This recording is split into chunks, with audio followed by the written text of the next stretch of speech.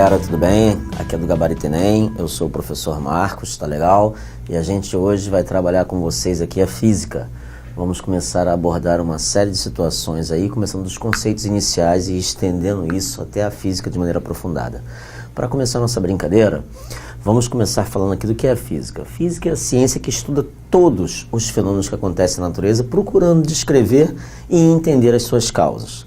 De maneira mais direta, a física é responsável por analisar tudo aquilo que acontece no seu dia a dia, trazendo explicações lógicas para todos os fenômenos. Primeiro, a física relaciona uma série de situações com os nossos sentidos. Vamos começar a abordar eles. Primeiro, a óptica, a luz e seus fenômenos. Nós estudamos tudo relacionado ao que acontece com a luz. Por exemplo, a reflexão, a refração, por que nós enxergamos os corpos, as cores dos corpos, tudo que influencia os fenômenos ópticos. Segunda parte da física estuda a termologia. Ela analisa a temperatura e o calor, a troca de temperatura e a troca de calor, o que ocorre com o corpo que manda calor e com o que recebe calor, e o que acontece com suas moléculas devido a essas variações de temperatura. A outra parte da física que analisamos é a acústica. A acústica estuda o som e todas as suas propriedades, assim como a óptica. A acústica também tem um fenômeno muito legal ligado à ondulatória. Mecânica. Analisamos os movimentos dos corpos, as suas variações de posição, o tempo e as velocidades. Eletricidade. Propriedades elétricas da matéria, porque um corpo é eletrizado, como um corpo faz para ganhar ou perder carga, circuitos, tudo que abrangemos de uma maneira mais, como é que eu posso afirmar para vocês, mais ligadas à organização molecular, ou seja, quem cede e quem recebe elétron. Física nuclear, a constituição da matéria. Nós procuramos analisar o átomo de maneira mais profunda, entendendo o que acontece com corpos que viajam ou que sofrem reações de tamanhos bem desprezíveis. Para começar toda a situação, vamos começar os conceitos básicos da física. Composição do corpo e da matéria. O que é o átomo? O átomo, primeiro, é uma partícula que é composta, no seu núcleo, por partículas positivas, conhecidas como prótons, e partículas sem cargas elétricas, conhecidas como nêutrons. Aqui dentro não ocorre saída de matéria alguma, de corpo algum. Já na eletrosfera, eu tenho os nossos amiguinhos aqui, conhecidos como elétrons, que são partículas de carga negativa. Tanto o átomo compõe-se de prótons, elétrons e nêutrons. No seu núcleo, nós temos os prótons e os nêutrons. E aquela galerinha que fica dando um rolê lá fora são os nossos amiguinhos elétrons. Quando eu eletrizo um corpo, é o elétron que sai ou que retorna para esse corpo. Matéria é tudo aquilo que compõe um corpo, ou seja, nós podemos afirmar que a matéria praticamente é a substância do corpo. Madeira, cadeira de madeira, matéria, madeira, a cadeira é um corpo, ou seja, uma porção limitada da matéria que tem uma forma. Por exemplo, pneu de borracha, borracha, matéria, pneu, uma porção dessa matéria com uma forma já definida. Primeiro agora vamos lá às grandezas. O que é uma grandeza? Grandeza é um conceito fundamental da física. Tudo aquilo que pode ser medido é uma grandeza. O conceito científico para grandeza é tudo o que pode ser medido. Assim, comprimento é uma grandeza, massa é uma grandeza, porque nós podemos mensurar. Já o amor não é uma grandeza. Não existe como medirmos o amor. O amor é apenas sentido por nós. Medidas de comprimento e tempo. Eu tenho aqui metro, que é a unidade fundamental de comprimento para o SI. Todas as vezes que nós falarmos que queremos unidades, o que é questão de pedir? Unidade de medida do SI, você vai defini-la como, primeiramente, o metro para comprimento. 1 quilômetro tem 1000 metros, ou seja, 10 elevado ao cubo metros. 1 centímetro é 1/100º do metro, ou seja, 10 elevado a menos 2 metros. 1 milímetro, 1/1000 do metro, ou 10 elevado a menos 3 metros. Para o tempo, a unidade, segundo o Sistema Internacional de Medidas, a unidade padrão, é o segundo. 1 minuto tem 60 segundos. Logo, 1 hora apresenta 60 minutos, que multiplicados por 60 me dão 3.600 segundos. Já um dia apresenta 24 horas, que vezes 60 minutos vezes 60 segundos são 86.400 segundos. Nunca nos esqueçamos que para o Sistema Internacional de Unidades existem padrões. O padrão para comprimento que vocês mais vão utilizar é o metro e o padrão para tempo é o segundo, ok? Não vamos perder isso de mente, tá legal, galera?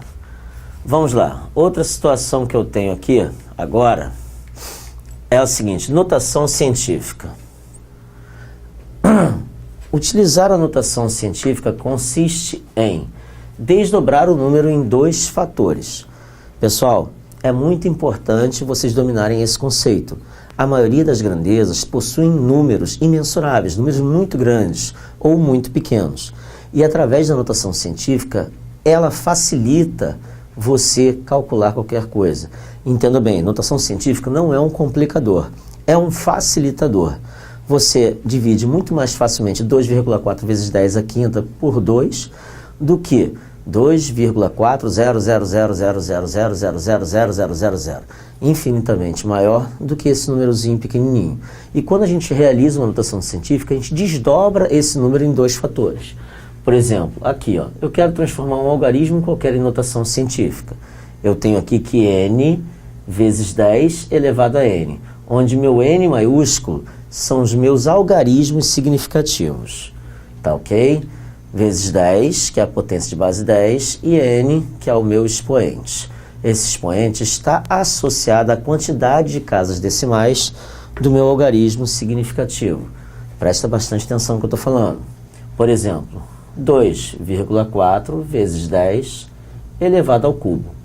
2,4 é o meu n, ou seja, meus algarismos significativos, vezes 10 a potência de base 10, que é qual? Cubo. Ou seja, esse número 2,4 vezes 10 ao cubo é igual a 2,400, ou seja, 2.400 unidades.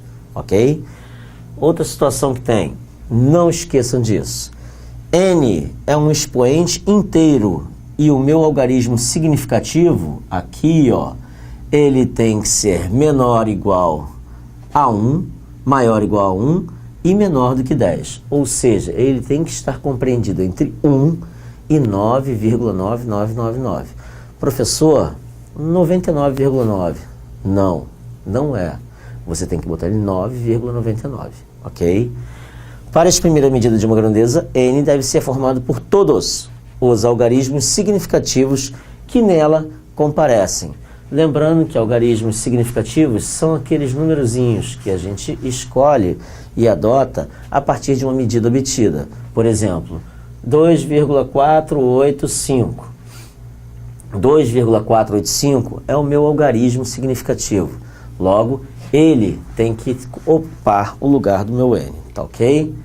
Vamos continuar.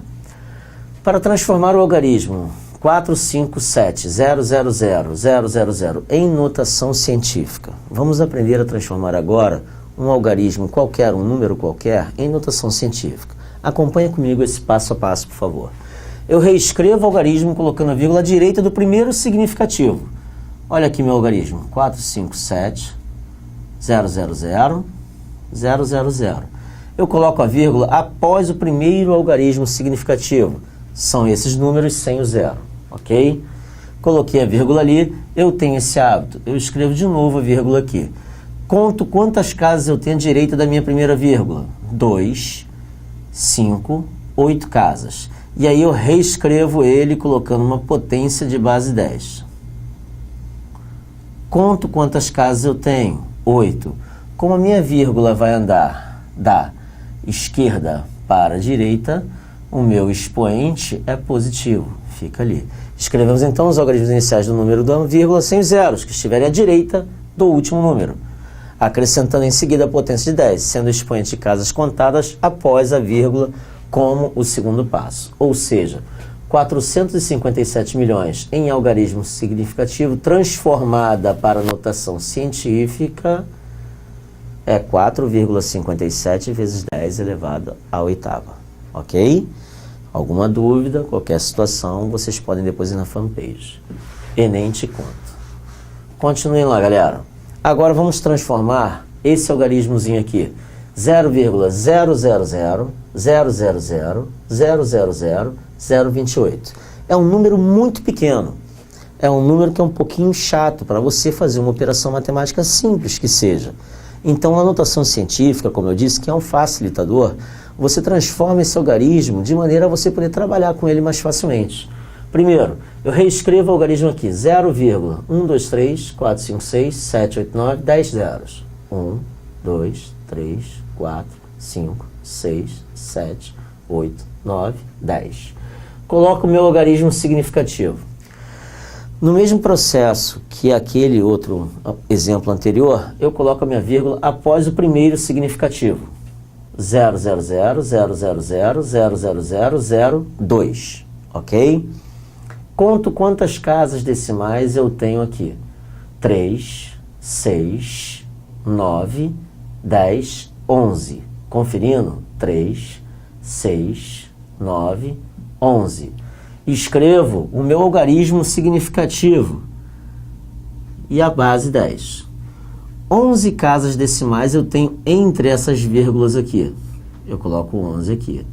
Como a minha vírgula anda da direita para a esquerda, meu expoente é negativo. Ou seja, 2,8 vezes 10 a menos 11, retornando para a sua forma original, é igual a 0,00000000028. Ok, pessoal? Tranquilo até aqui? Então vamos nessa, vamos para o próximo slide. No próximo slide, a gente trabalha com o seguinte: as operações básicas de adição e subtração em notação científica. Calma, galera, não há nenhum mistério. Vamos seguir o passo a passo que está aqui. Para adicionar ou subtrair números representados por notação científica, vamos proceder da seguinte maneira. No primeiro passo, eu tenho que igualar os expoentes da base 10. Eu não posso realizar uma adição ou uma subtração, por exemplo, com 2,4 vezes 10 à quinta, mais 2,3 vezes 10 à oitava. Esse quinta potência e essa oitava potência têm que estar iguais. Eu posso jogar os dois para a sexta, os dois para a quinta, os dois para a oitava, tanto faz, mas você tem que igualar os expoentes, ok? Geralmente, eu procuro manter um fixo e igualo só o outro, porque é um facilitador e evita que você cometa erro. Segundo passo, coloque-se em evidência a potência, que agora é comum aos dois fatores. Se eu tenho a mesma base 10 e a mesma potência, eu só preciso de uma delas. 2,4 menos 2,5, ambas em evidência com 10 elevado a sexta, por exemplo. Terceiro passo, adiciono ou subtrai-se os expoentes. Aquele caso que eu te falei, eu igualo os expoentes. Quarto passo, se necessário, move-se a vírgula a fim de confirmar a condição de notação científica, ou seja, após a operação matemática, após o somatório dos meus algarismos significativos ou da minha subtração, eu vou condicioná-lo a se transformar em notação, que existe aquela condição. Na notação científica, o algarismo significativo tem que estar compreendido entre 1, maior ou igual a 1, até o quê? 10. Tem que ser menor do que 10, ok? Vamos para um exemplo aqui. Seja A, 5,3 vezes 10 à sexta. B, 1,75 vezes 10 à oitava. E C, 7 vezes 10 à quinta. Determine o valor de A mais B mais C. Teremos que igualar os expoentes. Primeira coisa, para A, eu permaneci com 5,3 vezes 10 à sexta. Já B não, eu transformei meu expoente da oitava para a sexta, ou seja, andei duas casas com a vírgula, ok? Para C, 7 vezes 10 à quinta, transformei ele para 0,7 vezes 10 à sexta. Marcos, você me disse que meu algarismo significativo tem que estar compreendido entre 1 e 10, maior ou igual a 1 e menor do que 10. Sim, isso como resultado final. Durante o processo de adição ou de subtração, você pode fugir a essa regra. Porém, ao final, como você pode observar, a gente tem que retornar a ele essa condição. Então, acompanha. Aqui eu tenho 175, que é maior do que 10. Ok. Aqui eu tenho 0,7, que é menor do que 1. Ok. Agora eu faço o somatório, colocando 10 à sexta em evidência. 5,3 mais 175 mais 0,7. 175 com 5,3, 180,3. Mais 0,7, 181. Daí eu já escrevo meu algarismo com 181 vezes 10 elevado à sexta. Agora sim, eu tenho que confirmar a condição de notação científica. Ou seja, o meu algarismo significativo tem que estar obrigatoriamente compreendido entre 1, vou repetir, maior ou igual a 1 e menor do que 10. Confirmo a condição andando com a vírgula e acrescentando 2 casas decimais ao meu expoente. 1,81 vezes 10 elevado a 8. Acrescento 2 algarismos ao meu expoente, 2 unidades ao meu expoente. Ok? E assim eu fico com a condição de notação científica já perfeitamente elaborada. Ok, pessoal? Vamos lá. Vamos continuar aqui agora. A outra operação que nós temos para a notação científica é a seguinte. Nós podemos também realizar não só adição e subtração, como multiplicação e divisão. Para multiplicar ou dividir números representados por notação científica, vamos seguir os seguintes passos. No primeiro passo, eu separo os meus coeficientes das minhas potências de base 10. Ponto. No segundo passo, eu apenas multiplico ou divido os meus coeficientes. No terceiro passo, aplico as propriedades de potência às potências de base 10, ou seja, adicionar os expoentes à operação for de multiplicação ou subtração. E no quarto passo, movimento a vírgula. Observa comigo aqui. Seja A 7,2 vezes 10 a sexta e B 2 vezes 10 a quinta. Olha aqui, ó, eu determino o seguinte, 7,2 vezes 2. Eu faço aqui, ó, a multiplicação entre eles. Obtenho 14,4. Repito a base 10 e quando é uma multiplicação, eu realizo uma adição entre os meus operadores, entre os meus expoentes. 6 e 5, 11. Logo eu tenho que é 14,4 vezes 10 elevado a 11. Porém, 14,4 é maior do que 10. Para colocá-lo na condição de notação científica, eu ando com uma casa decimal. E aí o que eu faço? Acresço 1 ao meu expoente da base 10. Marcos, e se fosse uma divisão? 7,2 dividido por 2, 7,2 vezes 10 a sexta dividido por 2 vezes 10 a quinta. Preste atenção. 7,2 dividido por 2, 3,6. Repito a base, vezes 10, e sendo uma divisão, eu subtraio meus expoentes. 6 menos 5, o que daria quanto? 1. Logo, o resultado dessa divisão seria 3,6 vezes 10 elevado a 1, ou 36, ok? Não há mistério algum, como você pode observar, você precisa se concentrar unicamente nos seus algarismos significativos e a partir daí repetir a base 10, somar ou subtrair os expoentes. Somando os expoentes quando for uma multiplicação, subtraindo os expoentes quando for uma divisão. Isso na multiplicação e na divisão. Na adição e na subtração, primeiro, eu tenho que igualar os expoentes de base 10. Igualo os expoentes andando com a vírgula no meu algarismo significativo. Quando todos estiverem igualados, eu pego o meu expoente e separo de tudo, minha base e meu expoente. Pum. Realizo a operação matemática simples. Se for adição, somo todos. Se for subtração, subtraio. Depende da minha lógica, da minha questão. Obtenho como resultado um valor x. E boto esse x vezes 10 elevado ao expoentezinho, que é resultado da minha igualdade já ali colocada anteriormente. Ok? Galerinha, não tem mistério. A notação científica, como eu falei para vocês, não é um complicador, e sim um facilitador. Ela está aqui no intuito de ajudá-los e de facilitar o caminho de vocês perante os cálculos físicos e matemáticos que vocês vão encontrar durante todo o nosso curso. Outra situação que eu tenho agora é a seguinte. Uma questãozinha do Enem que trabalhou para vocês terem como exemplo com essas condições de notação científica. Os números e cifras envolvidos quando lidamos com dados sobre produção e consumo de energia em nosso país são sempre muito grandes. Apenas no setor residencial, em um único dia, o consumo de energia elétrica é da ordem de 200 mil megawatts-hora. Não vamos esquecer, tá legal? O mega é um múltiplo, equivale a 10 elevado a sexta. Para avaliar esse consumo, imagine uma situação em que o Brasil não dispusesse de hidrelétricas e tivesse de depender somente de termoelétricas, onde cada quilograma de carvão a ser queimado permite obter uma quantidade de energia da ordem de 10 kWh. quilo, 1000, 10 elevado ao cubo, 10 vezes 10 elevado ao cubo watts-hora.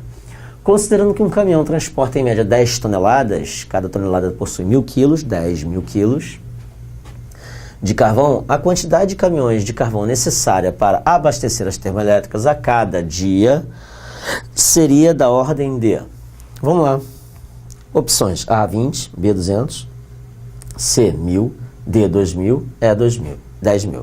Para começar, primeiro, 1 kg de carvão me dão de energia, retirando os dados da questão, 10 vezes 10 ao cubo watts-hora, ou 10 à quarta watts-hora.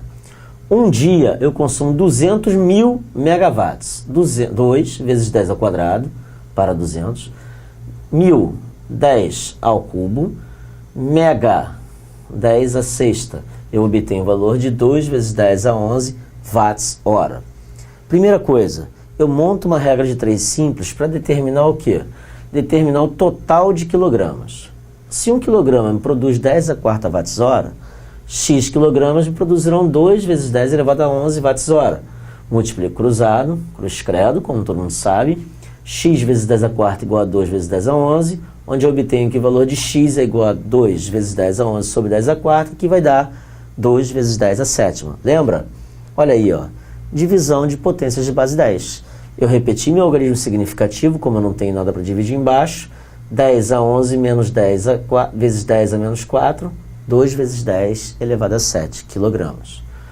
Um caminhão, então, me rende 10 a quarta quilogramas. Está aqui, ó, 10 toneladas, 10.000 quilos. Eu quero saber a quantos caminhões equivalem 2 vezes 10 a sétima quilogramas, que é a minha produção que está aqui. N vezes 10 a quarta, multipliquei cruzado, igual a 2 vezes 10 a sétima. Logo, N me dá 2 vezes 10 a sétima dividido por 10 a quarta. De novo, repito meu algarismo significativo, porque aqui embaixo é 1. 2 dividido por 1 dá 2.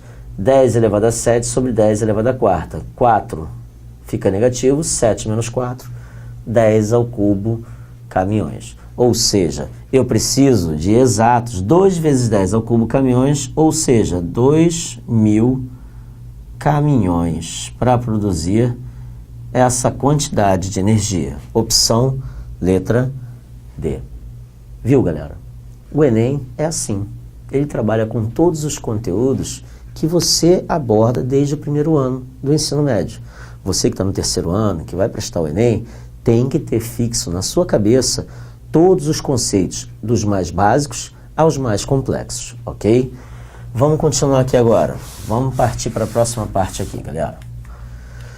Existem outras situações que a gente tem que ter o máximo de atenção aqui. Por exemplo, vamos começar agora a estudar os conceitos mais aprofundados da física e aprender a entender o movimento dos corpos, tá legal? Primeira partezinha que eu tenho, cinemática. É a parte da mecânica que estuda os movimentos, procurando determinar a posição, velocidade e aceleração do corpo a cada instante. Eu tenho que ter em mente alguns conceitos que são básicos e muito importantes para o nosso desenvolvimento. Primeiro conceito, o que é ponto material e o que é corpo extenso? Ponto material é todo e qualquer corpo que não possua dimensões a serem consideradas, ou seja, eu não tenho uma medida que deve ser analisada, envolvida no cálculo da questão. Corpo extenso é todo corpo que possua dimensões a serem consideradas. Por exemplo, um trem atravessando um túnel. O tamanho do trem entra para fins de cálculo de velocidade, espaço e tempo quando ele atravessar o túnel, porque um corpo só considera que cruzou um outro ponto quando ele passa por completo. E geralmente os trens têm umas medidas a serem consideradas. Posição numa trajetória é o ponto exato que se encontra o móvel na trajetória em um determinado instante de tempo. Por exemplo, olha aqui, ó. Meu carrinho se encontra no T0 em menos 2. Para T1, ele se encontra no marco 0. Para T2, no marco 3. Para T3, no marco 6. Ou seja, ele está na posição menos 2 metros para 0, 0 para 1 segundo, ou seja, está na minha origem.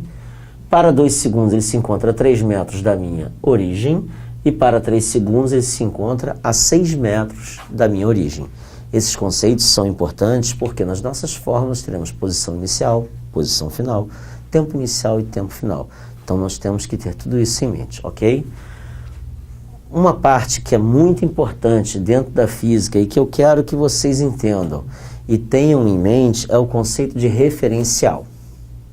Gente, analisar o movimento ou analisar o deslocamento em que o corpo realiza, é necessário ter-se um ponto de referência, ou seja, é necessário adotar um ponto onde você possa entender e analisar todo o meu deslocamento. Verificar se um corpo está em movimento ou não, depende do meu referencial adotado. Um grande exemplo da situação, eu costumo muito usar isso em sala de aula, é a seguinte pergunta: poste anda? Depende. Depende do referencial que você adota. Por exemplo, você ao lado de um poste, claro que o poste não vai pegar e vai se deslocar sozinho. Agora, se você estiver dentro de um ônibus em repouso em relação ao ônibus, ou seja, você está sentado, está parado no ônibus, e quem se desloca é o ônibus, se você observar pela janela, todo e qualquer corpo que esteja ao lado de fora possui deslocamento, inclusive o nosso amiguinho, o poste. Só que o deslocamento é em sentido contrário ao do ônibus. Para você, você está parado. E quem é que passa lá andando? É o nosso amigo poste. Então, de acordo com o referencial, um corpo pode ou não estar em movimento. E isso é muito importante. Quer ver só? É o ponto referencial, é o ponto ou corpo que adotamos no espaço para analisar se um corpo está ou não em movimento. Primeiro, observe a figura aqui ao lado. Vamos analisar o caso. Eu tenho meu observador que está parado na estação de trem e eu tenho um trem com velocidade V. Ele está cruzando. Suponha que o trem tenha parede de vidro e você consiga observar tudo que se passa dentro do trem. Primeira situação. Um passageiro move-se em sentido contrário ao do trem. Eu vou adotar como referencial o meu observadorzinho que está aqui na estação. Ele encontra-se em repouso, velocidade 0. Um passageiro move-se em sentido contrário ao do trem. Se o passageiro vai para lá, com velocidade V, e o trem vem para cá, com velocidade V, ambas as velocidades são iguais, para este observador aqui, ó, esta pessoa estará em repouso. Mas, Marcos, ele está andando, e o trem também anda, sim. Porém, pelo conceito de velocidade relativa, quando as velocidades são iguais e têm sentidos opostos, a resultante delas é 0. 2 menos 2, 0. Logo, para o meu observador, ele encontra-se parado. Já para o segundo caso, um passageiro encontra-se em repouso em relação ao trem. Olha a nossa historinha do poste. Se ele está parado em relação ao trem, para esse observador que está do lado de fora, já que o trem possui uma velocidade V, ele encontra-se em movimento com a mesma velocidade do trem. Já tem um referencial agora que, mesmo estando em repouso em relação ao trem, está em movimento para o meu observador na estação. Terceiro e último caso. Eu tenho um passageiro agora com uma velocidade V de mesma direção e mesmo sentido que o meu trem. Logo, a velocidade resultante dos dois é o somatório. V do trem mais V do passageiro que se encontra dentro do trem. Em relação ao meu observador, a velocidade deste passageiro que encontra-se em movimento no trem terá módulo 2V. Ou seja, será a velocidade do trem mais a velocidade própria do passageiro, já que ambos têm mesma direção e mesmo sentido. Mas vamos entender uma outra situaçãozinha. Direção e sentido, que eu falei o tempo todo aqui. A gente vai falar de grandezas vetoriais mais à frente. Mas já tenham na mente de vocês, em mente, que é o seguinte: direção e sentido são coisas opostas. São coisas diferentes, aliás. Direção, eu tenho horizontal, vertical ou inclinada. Já o sentido, eu posso ter dois para cada direção. Na direção vertical, o meu sentido pode ser para cima ou para baixo. Na direção horizontal, para a direita ou para a esquerda. Na direção diagonal ou inclinada, baixo, esquerda, baixo, direita. Para cima, esquerda, cima, direita. Dependendo sempre do meu referencial, eu posso tanto modificar a direção, a trajetória do corpo, como posso modificar também se ele encontra-se em movimento ou não. Ok? Galerinha, eu vou dar uma paradinha para tomar uma água aqui agora, vamos para o próximo bloco, a gente continua já já, ok?